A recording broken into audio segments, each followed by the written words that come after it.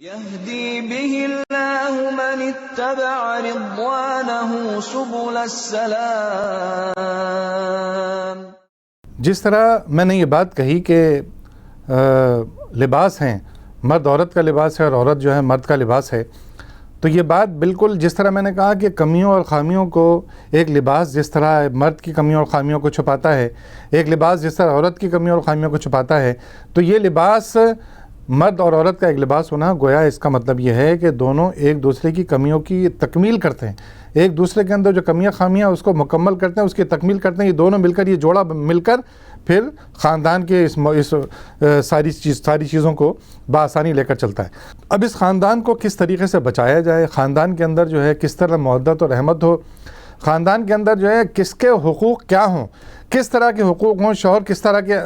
طرح کا ہونا چاہیے، بیوی کس طرح کی ہونی چاہیے، یہ بات اسلام نے مکمل طور پر اس کو بیان کیا۔ اس کو بیان کرنے میں اسلام نے یہ سب سے پہلے بات، کیونکہ زیادہ ذمہ داری مرد کی ہے، زیادہ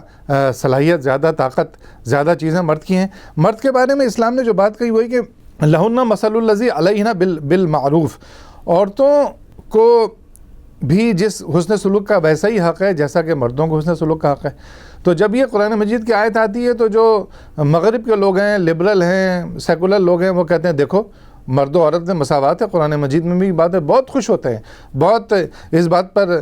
خوشیوں کا اظہار کرتے ہیں کہ بھائی مرد اور عورت دونوں برابر ہیں۔ بالکل یہ بات ٹھیک ہے، حقوق کے اعتبار سے دونوں کے اندر کوئی کمی نہیں ہے، لیکن ایک خاندان کو چلانے کے لیے اسلام نے، آپ زندگی کے تمام معاشرے میں دیکھ لیں، آپ ریاست کے معاملے میں دیکھ لیں، ریاست میں اگر کوئی ریاست کا سربراہ نہ ہو اور سربراہ کو زیادہ حقوق حاصل نہ ہو، اس کے ساتھ اس کی کوئی مشاورت و پارلیمنٹ نہ ہو، تو وہ سربراہ اگر یہ ساری چیزیں اس کو حاصل نہیں ہوں گی تو وہ قانون نہیں چلا سکتا ہے۔ اور جب وہ ان سارے قوانین کو امپوز کرے گا، قوانین کو نافذ کرے گا، تو جو رعایا ہے اس کا کام کیا ہوگا کہ ان احکامات کو مانے، ان احکامات کو قبول کرے۔ جب ان احکامات کو مانے اور قبول کرے گی رعایا، تو اس کے نتیجے میں ریاست بہت اچھے طریقے سے چل جائے گی۔ ایک آدمی یہ نہیں کہہ سکتا کہ صاحب یہ سربراہ ہے، میں اس کو نہیں مانتا، میں تو اپنی مرضی سے ساری کی ساری چیزیں کروں گا۔ تو اسلام نے بھی خاندان کے اندر بالکل اسی طرح کی چیز بنائی کہ خاندان کا ایک سربراہ بنایا، اور قرآن مجید نے جو بات کہی وہ للرجال علیہن درجہ، مردوں کو عورتوں کے مقابلے میں ایک درجہ حاصل ہے، اور اس کا سبب بتایا اسلام نے کہ وہ درجہ حاصل کرنے کی وجہ یہ بھی ہے کہ وہ کما کر لاتا ہے، کما کر کھلاتا ہے۔ وہ عورت کو اس فکر سے اسلام نے آزاد کیا، مغرب کی عورتوں کی طرح نہیں کہ وہ کمائیں گی بھی، بچوں کو بھی پالیں گی، شوہر کی بھی خدمت کریں گی، بلکہ عورت کو اسلام نے آزاد کیا فکر معاش سے کہ مرد کی ذمہ داری ہے کہ وہ کما کر لے کر آئے گا، تو چونکہ وہ کما کر لے کر آ رہا ہے، پورے گھر کی دیکھ بھال کر رہا ہے، اپنے گھر والوں پر خرچ کر رہا ہے، تو اسے ایک درجہ حاصل ہے۔ وہ ایک درجہ بھی اسے کیوں دیا گیا ہے؟ اس ایک درجہ کو دینے کی الرجال قوامین علی النساء، کہ مردوں کو جو ہے نا عورت کے اوپر قوام بنایا گیا ہے۔ اب یہ بات مغرب سنتا ہے، وہ کہتے ہیں کہ اچھا یہ درجہ کیوں حاصل ہے، مرد کو ایک درجہ زیادہ کیوں حاصل ہے، یہ مرد جو ہے وہ قوام کیوں ہے، نگہداشت کرنے والا کیوں ہے، وہ اقتدار کی بات ہے، وہ قادر کیوں ہے؟ تو اس بات پر مغرب اور سیکولر لوگ اور لبرل لوگ، ان کی آوازیں بالکل دب جاتی ہیں کہ وہ کہتے ہیں اس قرآن مجید سے ان آیات کو نکالو۔ دیکھیں بنیادی طور پر خاندان میں بھی چونکہ معاملات کو چلنا ہے، خاندان کا ایک سربراہ ہونا چاہیے۔ خاندان کا سربراہ کون ہوگا؟ کس کو خاندان کی سربراہی دی جائے کہ جو سارے معاملات کو دیکھ کر چل سکے، زیادہ جرأت اور بہادری کا مظاہرہ کر سکے، زیادہ مشکلات کو انگیز کرنے کی اس کے اندر صلاحیت ہو، باہر کے تمام معاملات کو وہ برداشت کر سکے تاکہ اس کے گھر والے پرسکون رہ سکیں۔ تو یہ مرد کو اللہ رب العالمین نے خاندان کا سربراہ بنایا اور سب لوگوں کو اس کی رعایا بنایا۔ حقوق سب کے برابر ہیں، حقوق کے اندر کوئی کسی کی کمی نہیں ہے، لیکن اطاعت اور فرما برداری کا پھر دوسرا سلسلہ شروع کیا کہ بیوی کو شوہر کی اطاعت کرنی چاہیے، اور شوہر کو پھر یہ حکم دیا کہ تم ایسا کوئی حکم نہیں بیوی پر چلاؤ گے جسے زیادتی کہا جائے، جسے ظلم کہا جائے، جسے اور اسے مشکل میں ڈالنے کی بات کی جائے، بلکہ قرآن مجید نے تو یہ تک کہا کہ تم یہ بھی نہیں کرو گے کہ اگر ایسی بیوی ہے کہ جو تمہاری بات کو بالکل ہی نہیں سمجھتی،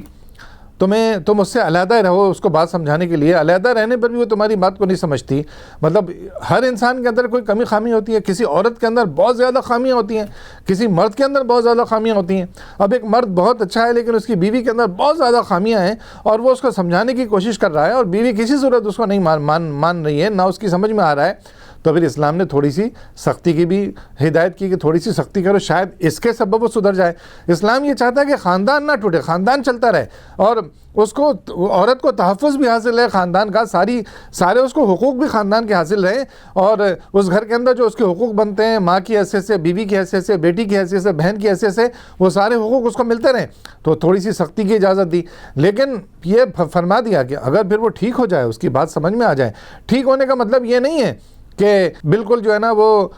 شوہر کی ہر بات کو ماننے لگ جائے، بلکہ ٹھیک ہونے کا مطلب یہ ہے کہ راہ راست پر آ جائے، اللہ اور اس کے رسول صلی اللہ علیہ وسلم کے جو احکامات ہیں ان کے مطابق وہ چلنے لگ جائے، اس کی جو ذمہ داریاں اس کے سپرد کی گئی ہیں ان ذمہ داریوں کو وہ ادا کرنے والی بن جائے۔ بالکل اسی طریقے سے مردوں کے بارے میں بھی ہے، مرد جو ہے نا وہ زیادتی نہیں کر سکتے ہیں، عورت اس بات کا حق رکھتی ہے کہ وہ بڑوں تک یہ بات پہنچائے کہ میرے ساتھ زیادتی ہو رہی ہے، میرے ساتھ ظلم ہو رہا ہے، میرے شوہر جو ہے نا میرے حقوق کو ادا نہیں کر رہے ہیں۔ پھر یہ بات اگر خاندان کے اندر بھی یہ معاملات طے نہیں پائیں گے تو پھر ریاست کے اندر یہ معاملات جاتے ہیں، ریاست جو ہے پھر ان کے معاملات کا فیصلہ کرے۔ بنیادی طور پر اس رشتے کو جوڑنے کے لیے جو اصول اور ضوابط اللہ رب العالمین نے بیان کیے، وہ پہلی تو یہ کہ اخلاق، عفت و عصمت، ان کا رب العالمین جو ہے نا وہ تحفظ چاہتے ہیں۔ تو خاندان ان چیزوں کا تحفظ کرتا ہے، خاندان میاں بیوی جو ہیں جس کی بنیاد پہ خاندان بنتا ہے وہ اس کا تحفظ کرتے ہیں۔ اور پھر اصول کیا ہوں گے اس کے اندر؟ اصول اس کے اندر یہ ہوں گے کہ دونوں میاں بیوی کے درمیان تعلق جو ہے مودت اور رحمت کا ہوگا، ایک اچھا تعلق ہوگا۔ اسی لیے مرد کے بارے میں فرمایا کہ تم میں سب سے اچھے اخلاق والا وہ ہے کہ جو اپنی بیویوں کے ساتھ حسن سلوک کرتا ہو۔ گویا آپ اندازہ لگائیے کہ بیویوں کے ساتھ حسن سلوک کرنا جو ہے اخلاق کی سب سے اعلیٰ ترین قدر ہے،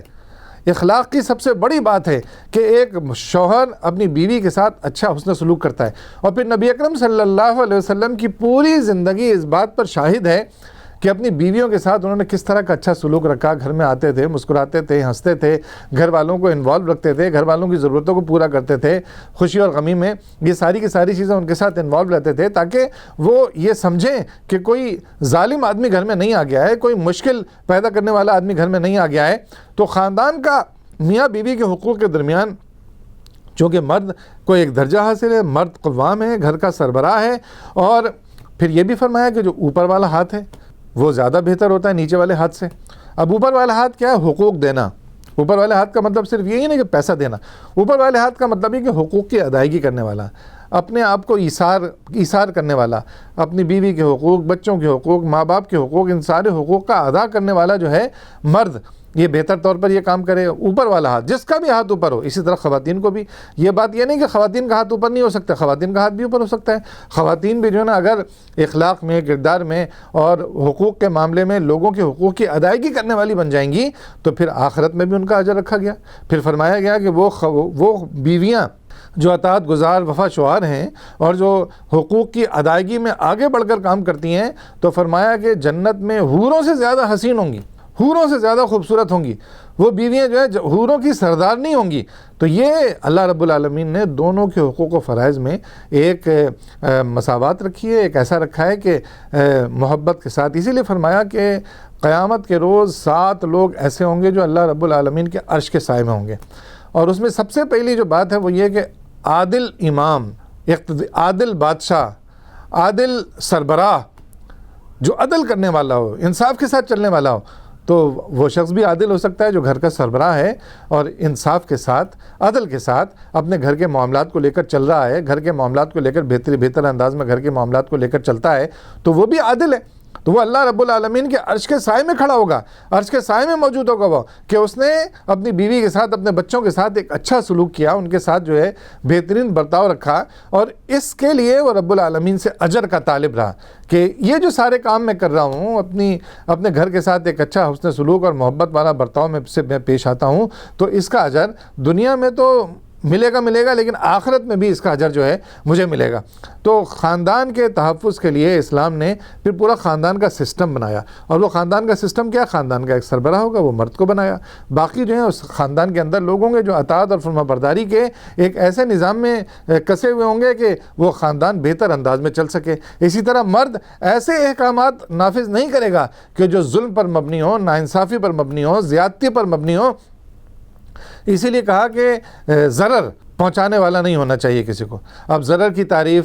اور باریک بینی کے ساتھ میاں بیوی کے تعلقات کی بات، میاں بیوی کے حقوق کی بات انشاءاللہ تعالیٰ ہم اگلی دفعہ اگلی مرتبہ جب گفتگو کریں گے تو ان معاملات کو اپنی گفتگو میں لیں گے کہ میاں بیوی کے کیا حقوق ہیں، شوہر کے کیا حقوق ہیں، بیوی کے کیا حقوق ہیں، والدین کے کیا حقوق ہیں، بچوں کے کیا حقوق ہیں، اور جو ہمارے عزیز رشتہ دار جن کی بنیاد پر ہماری اسلامی معاشرت کا یہ دوسرا ستون، خاندان کا یہ جو ستون ہے، یہ بہتر انداز میں چل سکے، اس پر انشاءاللہ ہم آئندہ نشست میں گفتگو کریں گے. اقول قولی ھذا استغفر اللہ لی ولکم ولسائر المؤمنین وآخر دعوانا ان الحمد للہ رب العالمین. يهدي به الله من اتبع رضوانه سبل السلام